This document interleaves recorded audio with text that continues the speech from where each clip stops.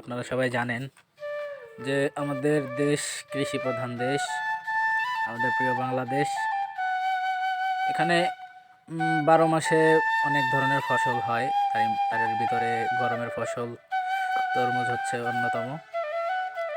সাধারণত তরমুজ ফসলটা আমরা খেতে পাই চৈত্র, বৈশাখ, জ্যৈষ্ঠ মাসে, কিন্তু বর্তমান কৃষি আমার আধুনিকতার কল্যাণে চ্যানেলের নাম এই পিপিলিকা ফসলটা 12 মাস ডট কম। কালই পাওয়া যায়।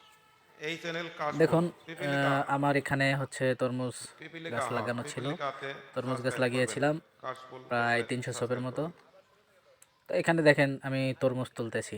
হ্যাঁ, আচ্ছা।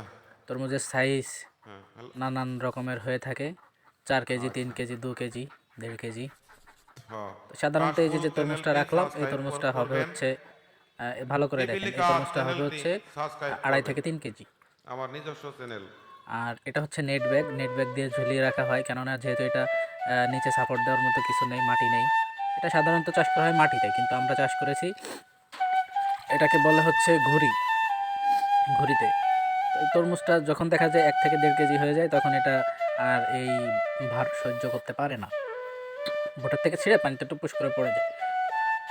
তো যার জন্য হচ্ছে এই নেট ব্যাগ, এটা হচ্ছে সাধারণত সুপার শপে দেখা যায়, বাজার সদাই নেওয়ার ক্ষেত্রে লাগে। তো যার জন্য হচ্ছে আমরা এটা ইউজ করি। আর পাশাপাশি একই সঙ্গে এই যে টমেটো চাষ হচ্ছে, দেখছেন টমেটো। ঠিক কাজ শেষ হলো তরমুজ কাটা, এরপরে হচ্ছে তরমুজ এই যে আমরা উপরে রাখলাম, উপরে রাখার পরে এই তরমুজটা হচ্ছে আমরা করতেছি, বাছাই করতেছি ভালো, যেগুলা মানুষের কাছে টাটকাভাবে যেতে পারবে, এবং মানুষ টাটকাটা খেতে পারবে, সেইগুলো। আর সেখান থেকেই হচ্ছে আমরা বাজারজাত করার জন্য ড্রামে গ্রেড করে এটা হচ্ছে পাঠিয়ে দেই। তো এই হচ্ছে সর্বশেষ, বাজারে যাওয়া পর্যন্ত, ক্ষেতের থেকে ফলাইয়া বাজারে যাওয়া পর্যন্ত অন্তত টাটকা থাকে।